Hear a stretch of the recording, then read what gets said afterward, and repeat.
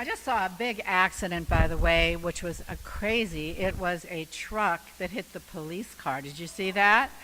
You passed it on Inglewood, right? I know. I thought, oh my God. You know, so that was pretty intense. Yeah. Do you want me to hold this?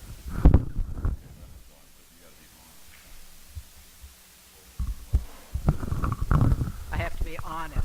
All right. Hello. Welcome. I'm Cara Robin. I welcome you to the West LA Democratic Club. I'm glad you've come out to find out who the Democrats are. Because as we see what's going on right now in the country, we need more Democrats. And as we've been saying now for, I don't know how long we've been trying to flip the House, you know, but this is the time. This is the time I think we can really do it. And we're working very hard to do it. You know, we've got a new headquarters coming up, Westside Democratic Headquarters. It's opening June 1st. We're having a big opening party on June 5th. So mark your calendars.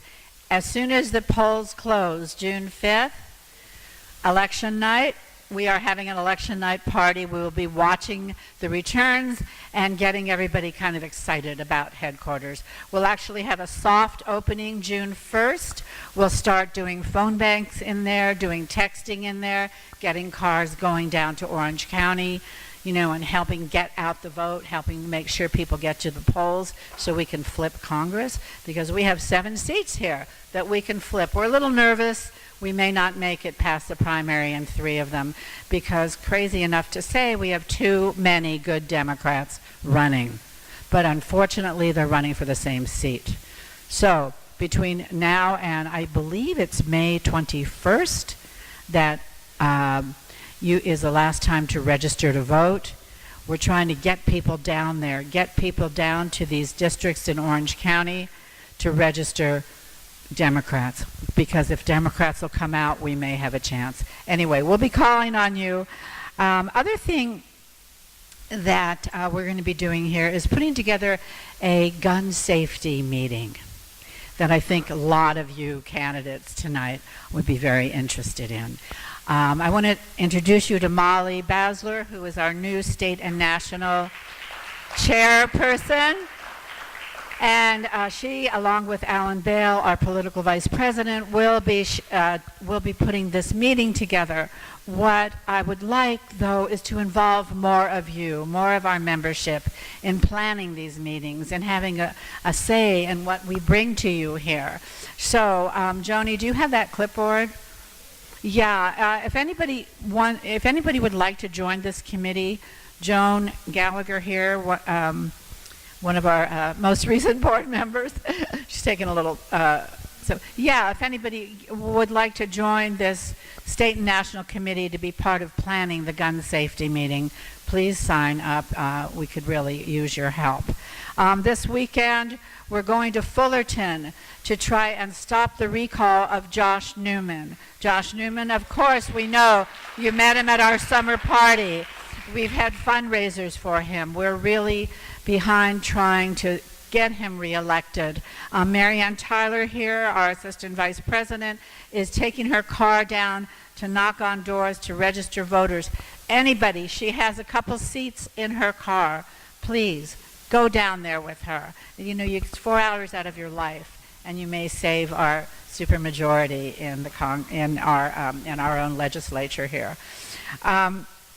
We also need Ingrid. Ingrid needs help. Ingrid, our esteemed Vice President of Operations, yes, is always counting just on the board to help her out with hospitality, with check-in, you know, with getting these stuff together. So, you know, step up, people. Talk to Ingrid and see if you can actually help there too. And last but not least, Tracy Gore, our membership chair, really needs somebody to help with data entry. So if you are a data person and you've got a computer and you can help us enter, because we have a lot of new members, we have people signing our sheets in every month when we have a meeting, but they have to go into our database. And if we don't, Tracy cannot do it all by herself. So really, if you're a data person, please check with Tracy and tell her that you can enter these names in for you. Okay, done. The next thing, did you all get did you get your agenda? Does everyone have an agenda? Well, the next order of business, I would like to propose that we endorse by acclamation the U.S. House, statewide, and legislative candidates that represent our club districts and are endorsed by the California Democratic Party.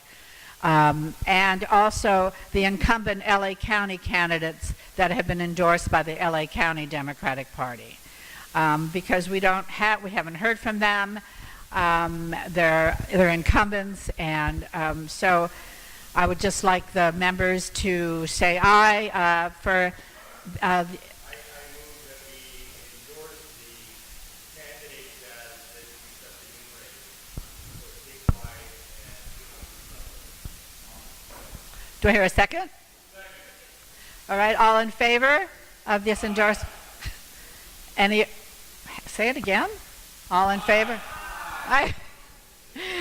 Any opposed? Nay. Okay, so perfect. So that is done. We are now endorsing Ted Lieu, Karen Bass, Maxine Waters, Alex Padilla, Betty T. Yee, Fiona Ma, Ricardo Lara, Tony Thurmond, Ben Allen, Holly Mitchell, Richard Bloom, Sidney Kamlager, Autumn Burke, and Al Maritsucci. We've already endorsed Jeff Prang for Assessor and County Supervisor, District 3, Sheila Kuehl. Thank you very much. I will let them all know. Did you have a question? Yes. Oh, that's all right. I'm going to post it. It'll be posted. It's everybody that you know that's running from our area that has already been endorsed by the California Democratic Party or the LA County Democratic Party, okay? That are not here to actually participate in the forum. Okay, I think that's it. I think, Alan, you're up. We have, Alan is going to be running the endorsement meeting. Marianne and Mark are going to be doing the timing. Some people have to leave early, so we're going to go out of order. I know that Eleni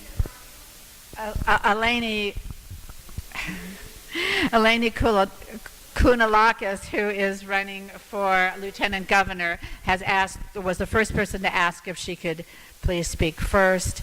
So, Alan, will you note that? And other people have to leave. There's a lot of other things going on. We really appreciate you coming here tonight. Those of you who have to run off, we'll try and get you up first. Okay, Alan.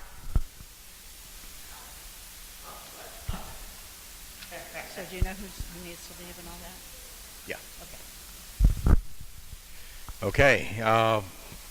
It's great for us to have all these candidates come out and speak with us so that we can cast an informed ballot on June 5th or earlier. And I'm pleased to introduce, well, what we're going to do is there's going to be some different timing for different offices. The statewide offices are going to get a little extra time. And we'll start with a 3-4 minute opening, some questions, answers, and then a wrap up. And if you don't need all that time, let us know. And our first candidate is candidate for Lieutenant Governor, Eleni Kounalakis.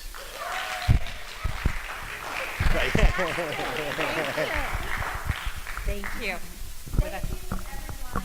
My name is Eleni Kounalakis. I'm a candidate for California Lieutenant Governor. It is fabulous to be back here again with you, and thank you for everything that you are doing. We've got to take these flippable districts, we've got to take back the House, and we've got to elect the best possible people statewide and here in California. Yeah? Yeah. All right.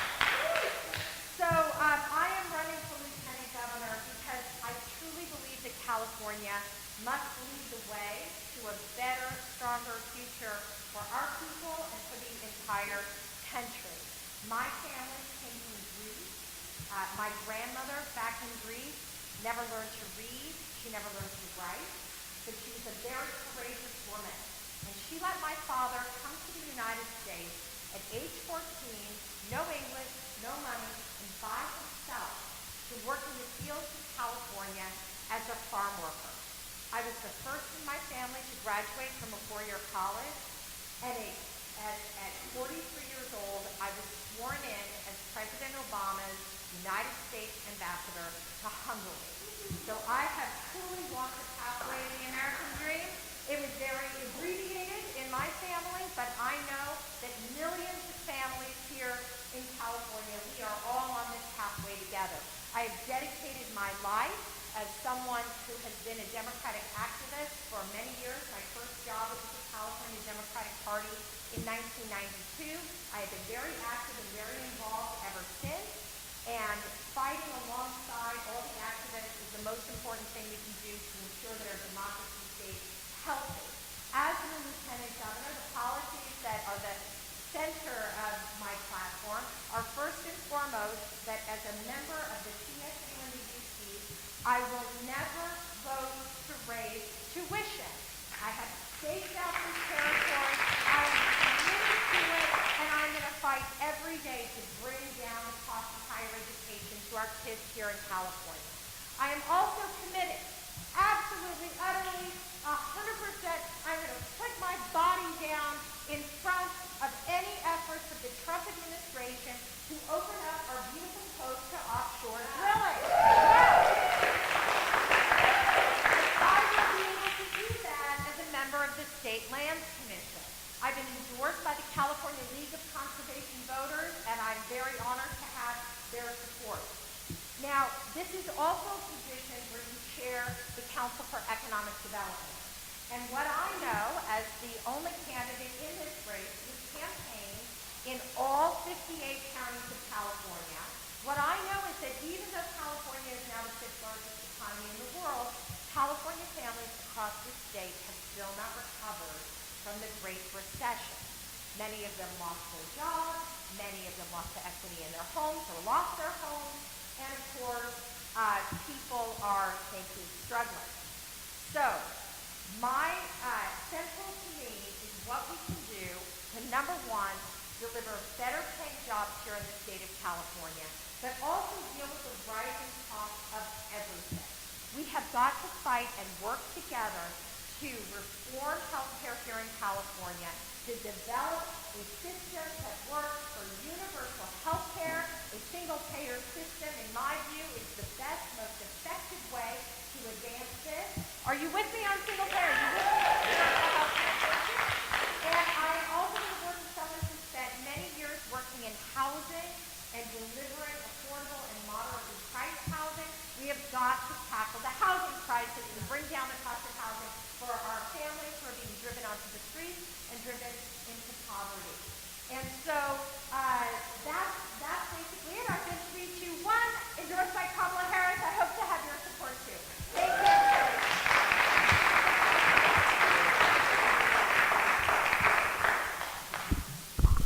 Okay. I was glad that you talked about some of the roles that the Lieutenant Governor holds. You know, some of the power, not just sitting and waiting for the governor's desires, whatever. Are there any other actions that you'd want to take with regard to some of the boards that you sit on that you think will have a major impact, other than those that you just touched on? The last time I was here, I asked a question about climate change. I was a United States ambassador, and I read top secret classified information. And I can tell you that when the CIA is worried about the effects to the planet and the effects to security because of climate change, it's real, my friend. It is real. And we are at an inflection point where we can either tackle it, we can either figure out how we're going to get off fossil fuels, which is, by the way, why I'm not taking a penny of money from fossil fuel companies. We have to do that, but we're going to have to do more where we advance innovation, we can do it here in California to reverse the impact of the carbon that is already in the atmosphere. But we can do it because California is a place of innovation. We've made a lot of progress. We have a lot of room to grow. But I believe in it, and I know that California, in staying in the Paris Climate Accord, has got to lead the way on this issue as well. Thank you. There are at least a couple of tax issues that are floating around that may appear in the ballot in November and such. and wanted to know specifically your thoughts on Prop 13 reform, possible split rolls, and also with regard to the efforts to roll back the gas tax and license fees. So, again, I mentioned that we have to build more good-paying jobs. And the fact of the matter is that building infrastructure is an excellent way to drive up the number of good-paying jobs in the state.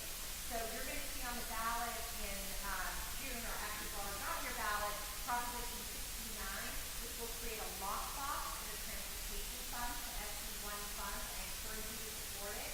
And that is very important. And then, of course, the Republicans are trying to drive Republicans to the polls by repealing SB1. And I'm going to be out there championing the effort to keep it on the ballot. None of us as Democrats, as liberals, as progressives, like regressive taxes. But this one is critical to ensure that we deliver more good-paying jobs and we rebuild our food wages for companies that need that. Very quickly, as to Prop 13, finally people are waking up that there is a difference between not raising the taxes on your grandmother's house, which is staying there, and keeping Disneyland taxes at nothing. So yes, I'm in favor of federal. I think it's gone beyond to 2020 is when it's going to go up. We've got to be able to step up the rate of taxation on commercial property. Is there any particular policy proposal that you have that you think is particularly innovative that we would want to hear about? And I don't, that's a tough question because I don't know that the lieutenant governor is doing lots of necessarily innovative things, but is there a place where the lieutenant governor has that sort of power and where you might want to be doing something interesting? You guys, anybody read Krugman in the New York Times? He just did this amazing article yesterday where he said that we don't necessarily need more ideas. We just need people with the backbone to advance the good ideas that you're never the right one. So there's nothing innovative about saying that we're not going to raise tuition and fees at the GSU and UC. People are the same. Bernie Sanders really said about our citizens, for example, on higher education. What I hope to be innovative, what I know is innovative, is I asked the other people running for this office to take the same pledge, and they were not interested in doing it. So to me, this is something that stepping out so far out on this issue, even though it's something we've been talking about for a long time, to me it's an innovative thing to do, actually, to have the courage to step out and fight it. Thank you. Thank you. And is there anything you'd like to say to just wrap up for a minute? Oh, I've been here before, as you know. Oh, yeah. And it's been an incredible thing to be out on the campaign trail. To be out in the grassroots, as I have been in my life, I believe in it. I believe in the work that we do, knocking on doors, putting the door hangers. This is how you ensure that our democracy stays strong. So as I have been out in the field, I met a lot of people, made a lot of friends. I have 135 county captains in 62 counties. And I also, as Dallas Fowler, Chair Dallas Sandbag, also extremely proud to have the endorsement of Kamala Harris and Nancy Pelosi. I'm very proud to have Equality California, to have NARAL Pro-Choice California. I mentioned California League of Conservation Voters. And if you would like one of these, it has a very long list of the endorsements that we have. We didn't put it out. We don't want to waste paper. But if anyone would like one with the list, I'm happy to give you one as I come down. I would be very honored to have the support of the people in this room. And I look forward to bringing it home in 2018. Thank you.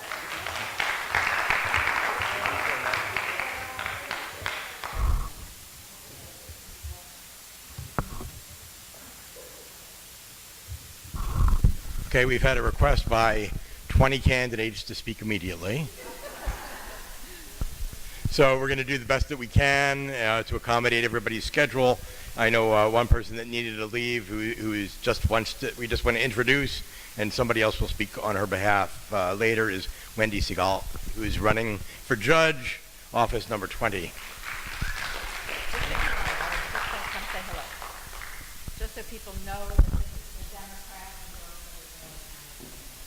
Hi, everyone. I'll have to go to another endorsement meeting, but I'm honored to have an endorsement meeting to overturn another candidate, not my name. Here we go. Sorry. No, it's not. I'll start over. I'm Wendy Siegel. I'm a deputy district attorney. I'm running for office number 20. I have another meeting that I have to be at, so I need to leave quickly. Renee Gilbertson, one of the other candidates, is going to speak on my behalf tonight. I am the only Democrat in seat 20, and hopefully I will receive your endorsement and your vote, and I appreciate you being here tonight. Thank you. Thank you.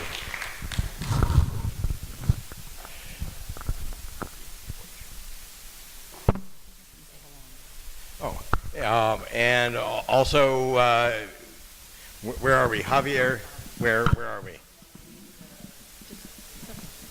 Javier Perez, just to say hello, and I understand you also need to take off.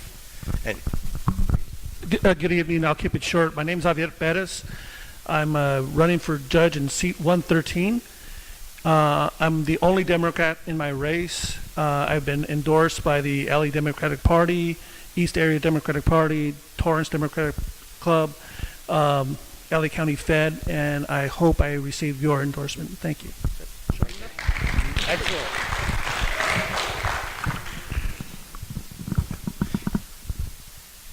And now I would like to introduce a candidate for sheriff of LA County, Alex Villanueva.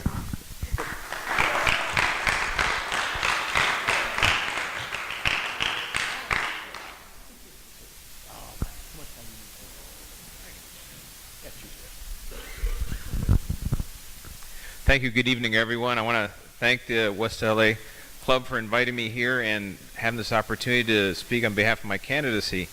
And I've said many times, I'm not a politician. I never aspired to be a politician. I'm a reformer. I've been a cop my entire life. And I know there's talk about flipping the House, getting back in the hands of the Democratic Party. Well, I'm running in a race that's been in the hands of the Republican Party for 138 years. Yes, you heard me right, 138 years. 1880, Sheriff William Rowland. That was the last time a Democrat was elected sheriff. So I need your support. If we're serious about criminal justice reform, if we're serious about transparency, accountability, and to push back when necessary against the Trump administration for their policies that impact directly the lives of all Los Angelinos, then I really need your support. And I am definitely being outspent by the incumbent and the other candidate. They're both conservatives, they're both Trump supporters, and I probably don't need to go any further than that. So I rely on you folks to spread the word, blast me on your social media. If you want to donate, you can do it online to my campaign, and thank you.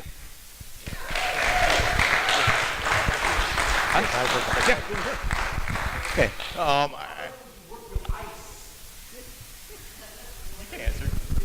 That's a very easy answer for that one. SB 54, I support it from the beginning. It identifies specifically the categories of convicted felons who pose a threat to the community, and they pose a threat to everyone, regardless of your citizenship status. And I will work only to the degree that SB 54 allows it, not a penny more. I'd like to ask about jail reform, and not just reform within the jails and the conditions within the jails, but also the people that we put in the jails, and I'm talking jails, not prisons. Bail reform, jail reform, what are your thoughts on those areas? One thing is we need to reform our bail system. Right now, what's keeping a lot of people in custody during their pretrial is their ability to pay bail. I think that's not right. I think if we have to confine them physically, it's because they pose a physical threat, period. Nothing else. So there is efforts going on right now with the Board of Supervisors, with the District Attorney's Office about implementing a new system where they're trying to create a new algorithm that weighs the risk and I'm encouraging that process, and if they're successful with it, I plan on implementing it. And I also believe strongly at the street level, what deputies doing in patrol, the discretion they exercise is so important. I want to measure their success. I want to evaluate their performance based on how they keep people out of jail, not by how many people they put in jail. That should give you an idea. What do you see as the biggest challenges facing the office at this point? The biggest challenge is trust. We elected McDonnell in 2014 to reform the department, and he just decided to not do anything, literally. The same problems we had in 2014 we have in 2018, only they're 4 times older and bigger. So that is going to be the big challenge. Why don't I give you a minute to wrap up the card? Did you want to say something before that? Yeah, I did want to say that I was fortunate enough to also interview Alex here on LA County on our candidate interview committee, and we were so impressed. We asked hard questions, and he's just such a true patriot here and a real good guy. I mean, he's like a Democrat with democratic values, and if you could just spread the word, really, because he has a tough fight ahead of him. And Alex Villanueva. Yeah, did you have a question?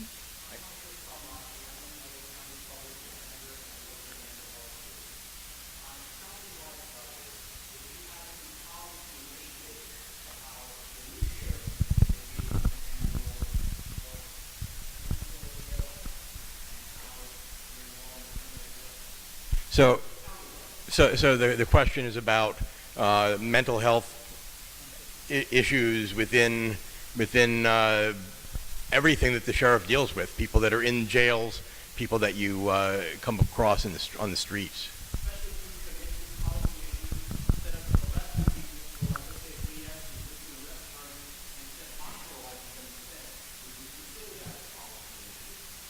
I will consider every single policy that is available where we expand our resources so the jail is not the destination of choice for lack of other choices. That's where we're at right now. And we have to end that endless cycle where they're in jail, they get evaluated, okay, they're stable, they're back on the street, then they do something really bizarre, then they're back under a 72-hour hold, and this cycle keeps going on and on and on. But ultimately, we don't have the resources to keep people, give them the treatment, be in and out, triaging them at the local community level. We don't have that right now. We have big institutions, brick and mortar stuff that really doesn't do the job. By default, the LA County Jail is the largest mental institution in the United States. That is wrong. We have to fix that, but it's going to take a lot of work on everyone's part. And would you like to wrap up, do a quick minute?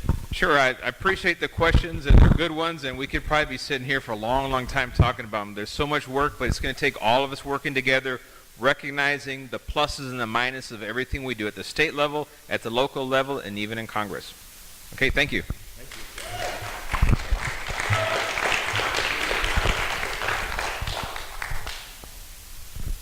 Okay, are we one more candidate or going to the Board of Equalization?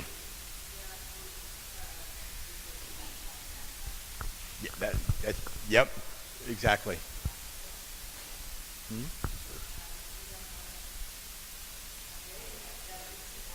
Okay, David Berger, who is a candidate for judge, office number 71.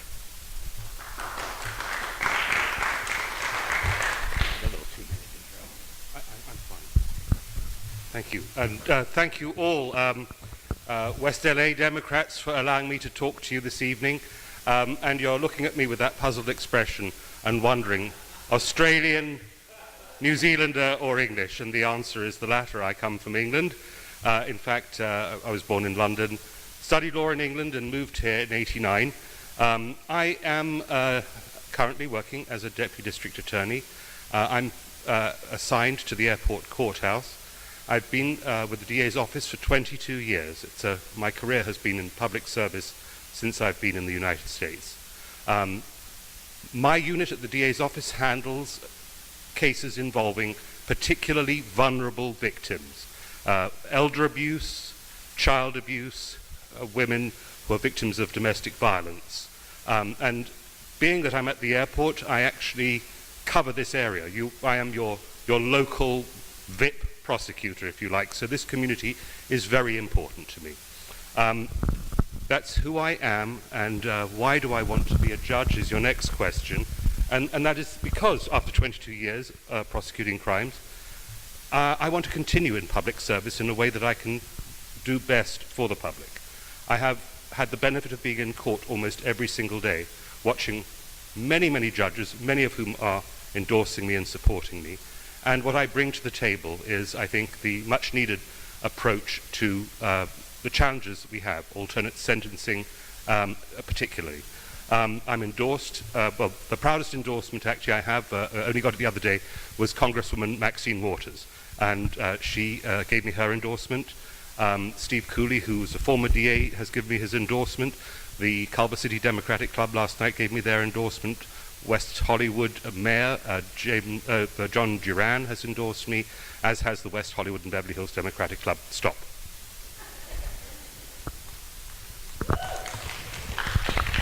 Have I got time to say I hope you get your endorsement, yes, and thank you for giving me your time tonight? No, I'm sorry you don't. Oh, it's too late. Okay. Let me if I could. Where would you hope to serve, and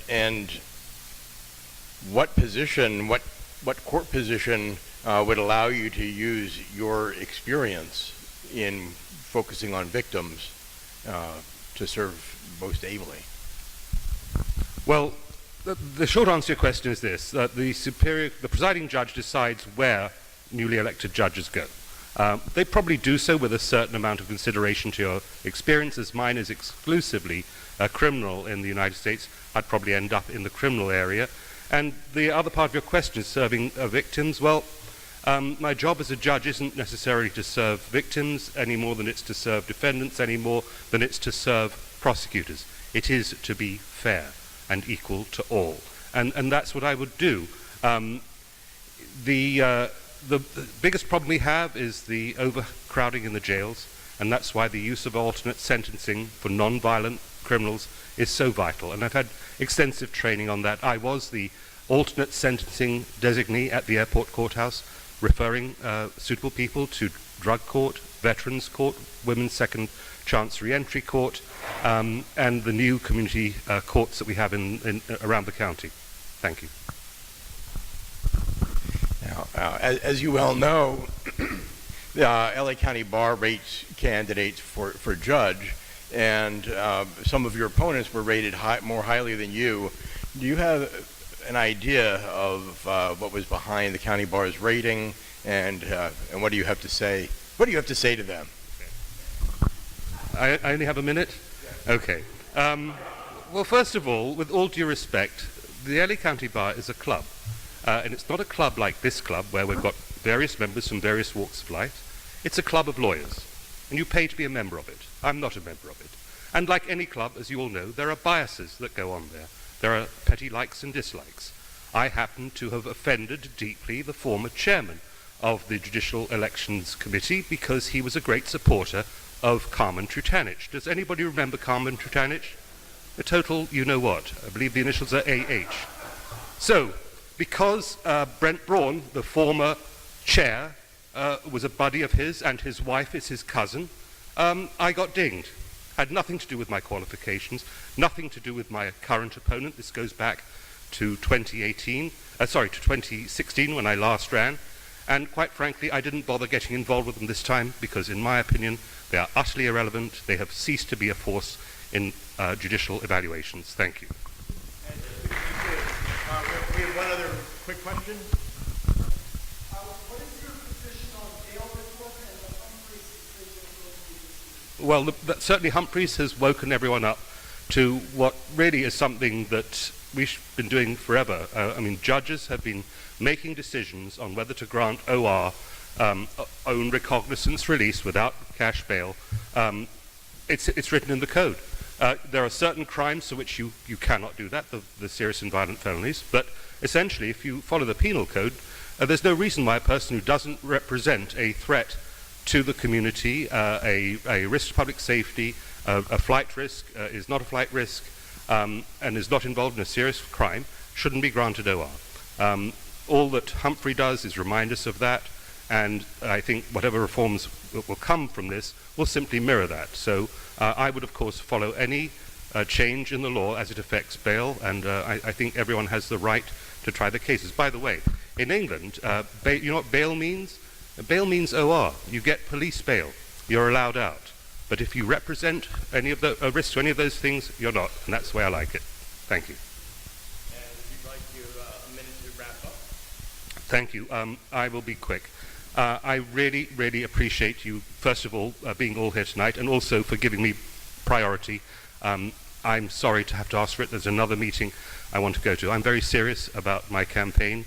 I came very close in 2016, lost by just 3%, and I don't want to do that again.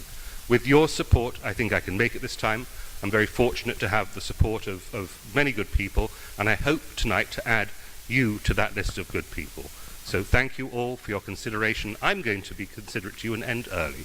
Thank you all very much. David Berger, candidate for seat 71, Los Angeles Superior Court.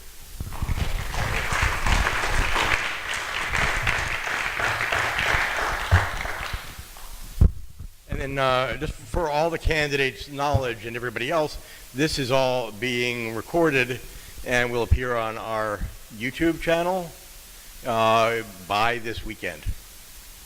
So if you're particularly articulate, you may want to grab that. Okay, so I think we're going to the Board of Equalization piece. 2 minutes per, yeah. Board of Equalization, so we'd ask that the Board of Equalization candidates and surrogates maybe all come up. And those, in case you don't know who you are, that's Cheryl Turner. I'm having trouble tonight. Nancy Perlman, Tony Vasquez, and a surrogate for Scott Svorkin. What I would like to do is give each of you 2 minutes to just make an opening statement. Is that what we can call it? I guess maybe not for Board of Equalization, but and then we'll do some questions and maybe take some questions from the floor quickly and then close it out. So who would like to start? Okay, here we go. I would. Thank you. Good evening, everyone. Hi, my name is... I do better when the crowd's excited. Good evening, everyone. My name is Joseph Lopez, and I'm representing Scott Svorkin today, where he's running for Board of Equalization, District 3. Scott Svorkin is a personal mentor of mine in the political scene. He's helped me with whether it be setting up meetings, whether it be through, introduced to people in the party. So Scott's running for Board of Equalization District 3. He has numerous support in this area.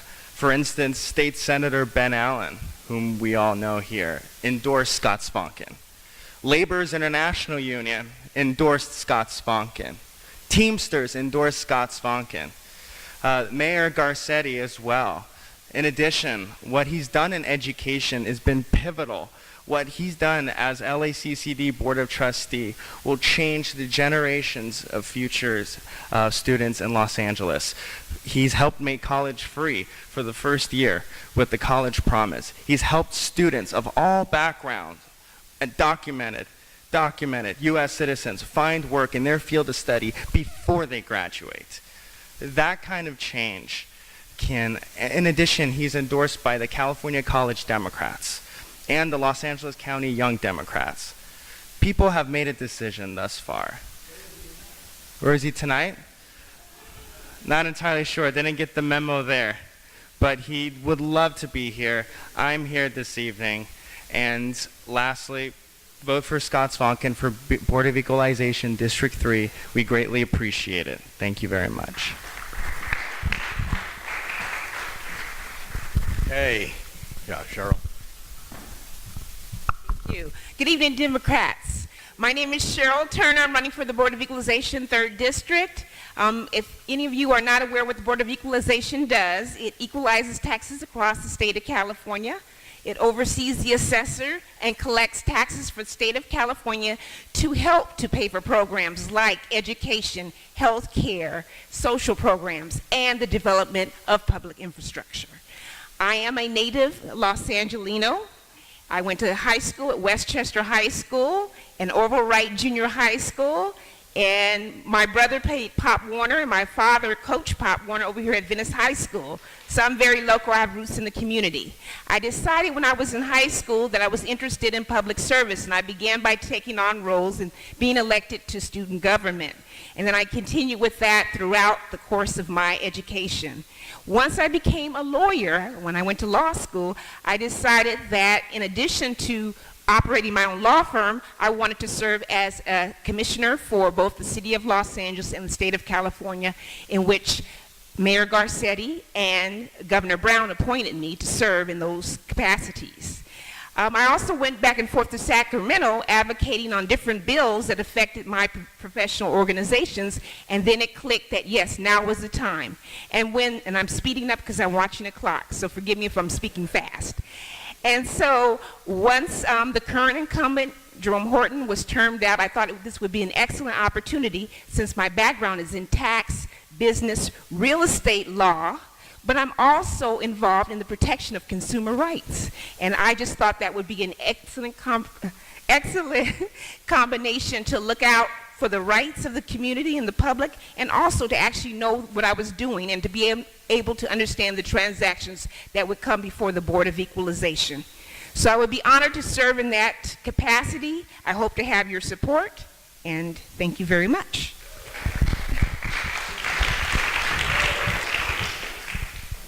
Okay. Who would like to speak?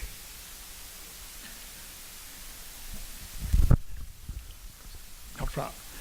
How you doing, Democrats? My name is Tony Vasquez. I'm actually on the Santa Monica City Council now, and I was raised right here in Mar Vista. I started actually my elementary school just down the street here at North Sterry.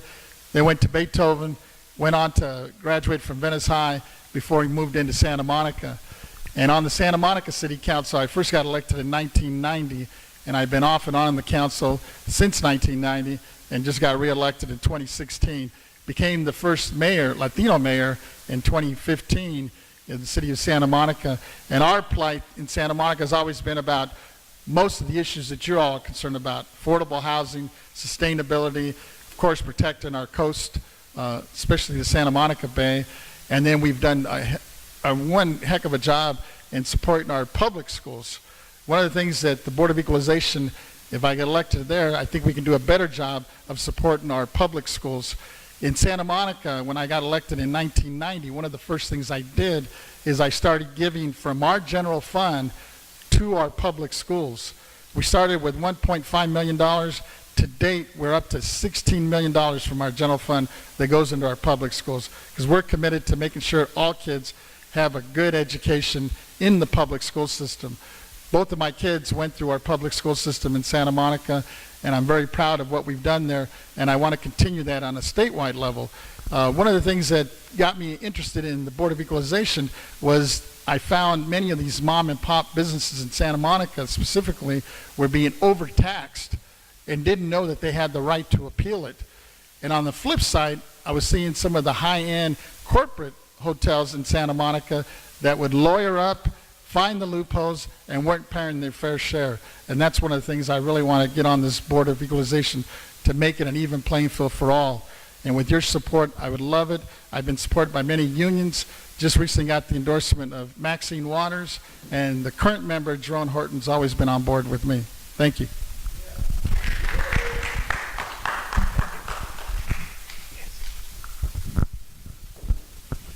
Thank you very much. It's a pleasure to be here. My name's Nancy Perlman. I believe that the Board of Equalization is an excellent place to have massive reform. The state of California is the only state that has an elected board for over 125 years. The 4,000 employees of the board were removed to a agency of the California system. And now we have to consider how to do it. I've been 50 years as an environmentalist, property taxes should not go up because you install solar panels, because you install sustainable features. This is something we all need to do. We need to be sure that our taxes are proper and reasonable. We need to reform. We also need to have good policymakers. I was 16 years in office, 4-term trustee, Los Angeles Community College District. I make good policy. Nobody buys my vote. I don't get the corporate votes. I don't get the other votes. And we should keep in mind that my fellow candidates, wonderful people, except the person who is mentoring this young man, he should do what I do in my anthropology classes right now. I'm teaching anthropology. Should question who and what is going on.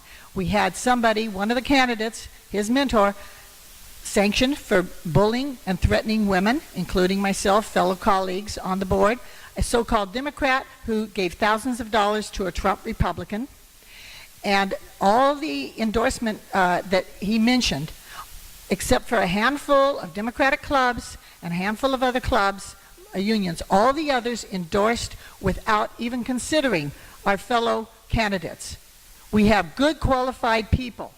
Of course, I feel I'm one of them, and there are others, but they endorsed someone who isn't qualified. They spent $1.5 million to get rid of me. They didn't. I'm here. Please vote for me. I'm still going to make good policy.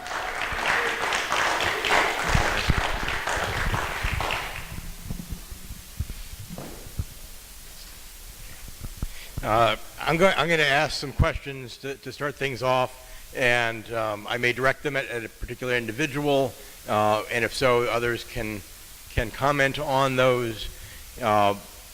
But I may not ask the same question to everybody. And I first wanted to give Joseph an opportunity to come up if you would like to speak to the statement that was just made with regard to the candidate that you're supporting, if you'd like to do that. Thank you for that. It's customary for the front runner to be attacked. I think you need to take that up with Scott, and not here with me. I do represent Scott, but I'm not going to speak for Scott in that matter. That's pretty much what really it is. It is what it is. I'm here to represent someone for their political campaign. That sort of stuff, I can't talk to that. I don't do that. So, shortest answer here probably, but I'm to the point. Thank you. Thank you.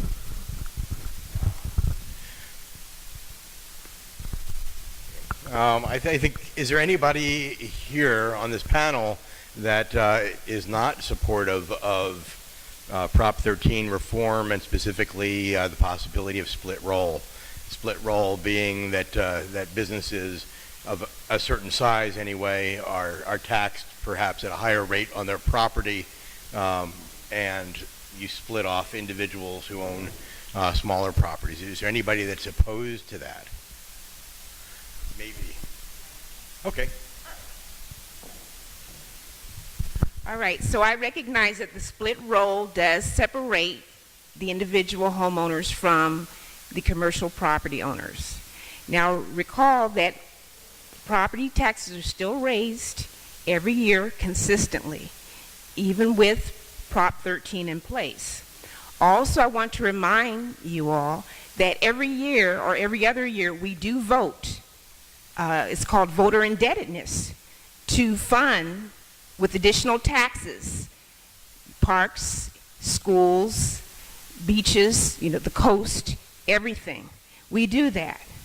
And so I am definitely concerned about the impact on the homeowner, especially the senior citizens. And I know Split Roll does look to that, but I don't want to be involved in the slippery slope where we will one day look to take that away from the seniors. We don't want to jeopardize their home ownerships. Thank you. Is there anybody that wants to comment on that in that particular area? I don't know.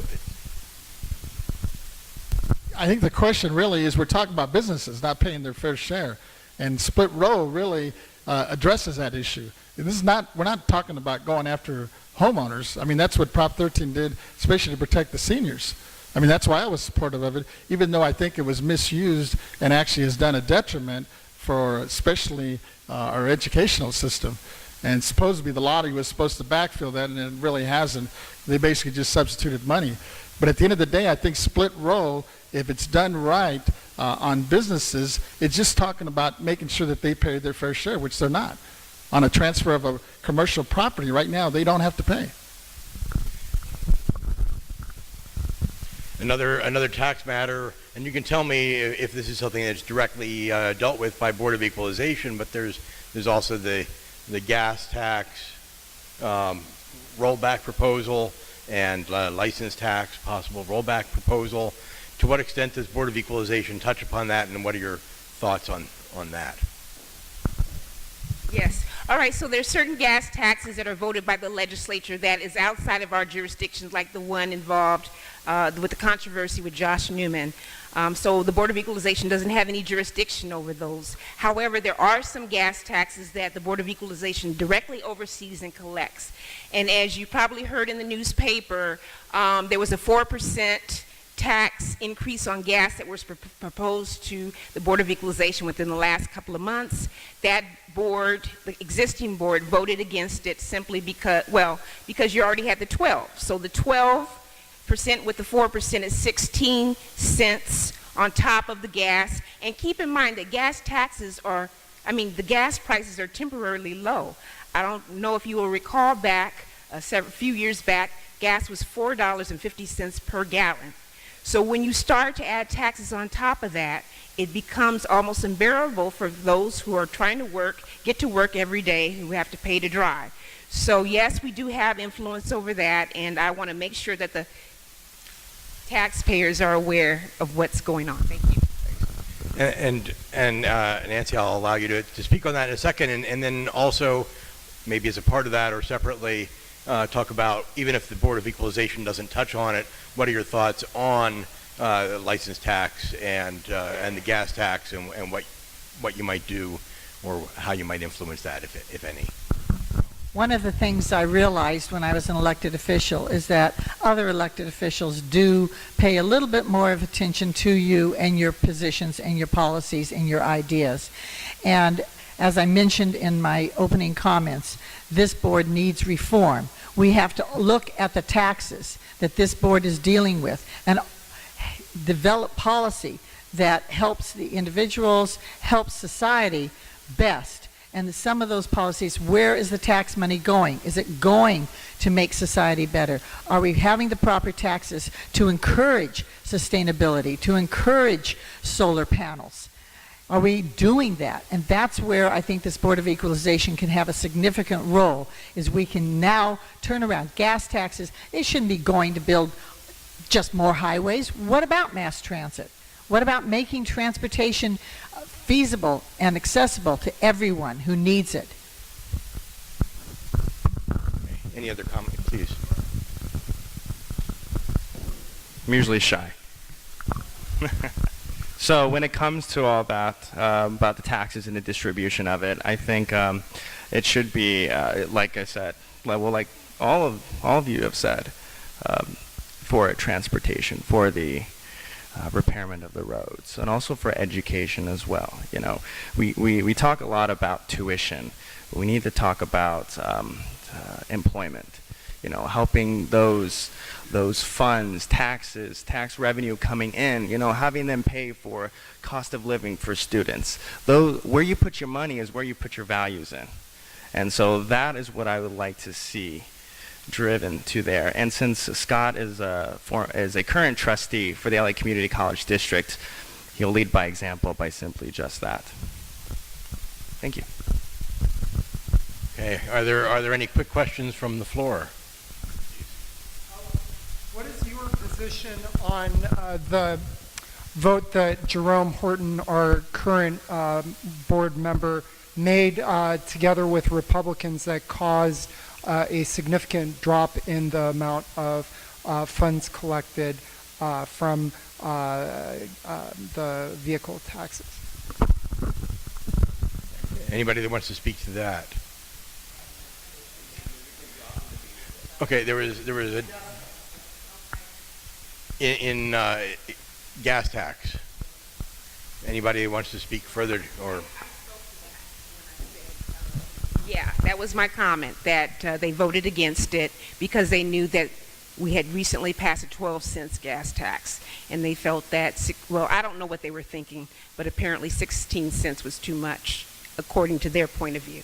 So I would just want to make sure that people know what they're actually paying for and what they voted for last time, and, you know, so that they keep track, because sometimes our memories are short, and we need to be reminded, and I'll be there to remind you. Look, last year you voted for this. Are you sure you want to vote for this time? Because it all adds up. Well, I think that in light of the 12 cents gas tax that was passed, that maybe we could have gotten more input from the community as to whether or not they wanted to pay an additional 4 cents on top of that. And if we didn't have the input from the community saying that they wanted it, maybe we should wait on it. So I would want input from the community before I would vote for additional taxes in that area. Thank you. I want to ask one last question, and then I'll give you all a chance to wrap up. And that question is, what challenge or challenges in your life have most shaped you or affected your view of policy? You like that one. That's a good question. You know, for me, it all started with community college. I got to, you know, coming out of Venice High School, I was a student that was being railroaded into careers basically in the shop classes. I didn't prepare myself to go to university. It wasn't until I graduated from Venice High School that I realized I wasn't even prepared to get into a university, and so I started my college career at Santa Monica College, which I think is one of the best community colleges in the country. And as a result of that, I was able to finish there and move on to a university, to USC, on a full tuition scholarship coming out of Santa Monica College.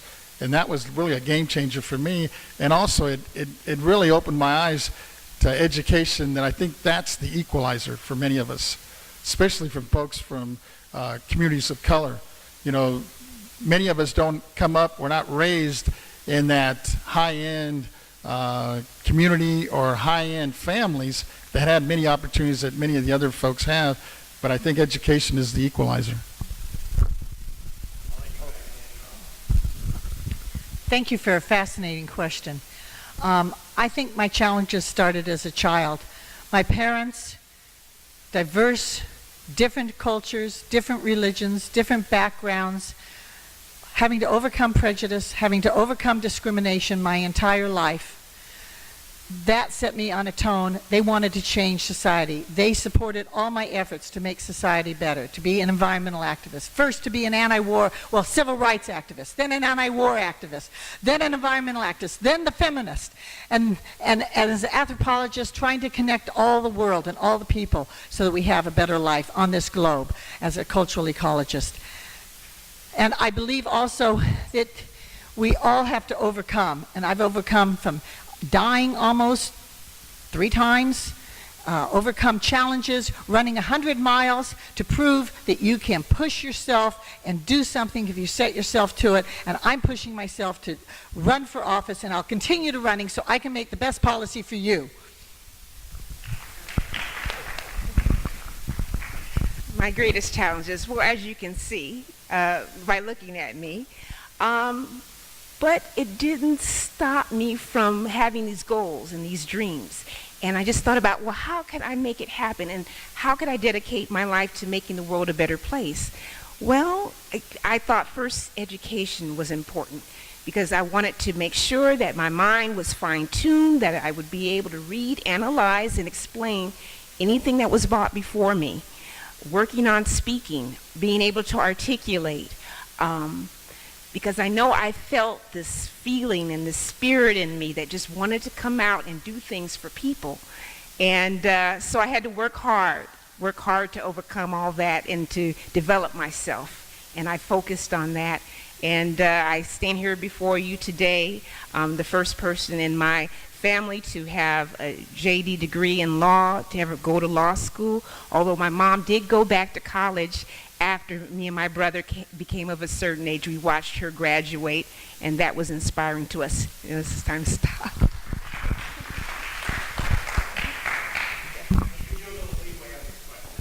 Okay. Thank you. I appreciate it.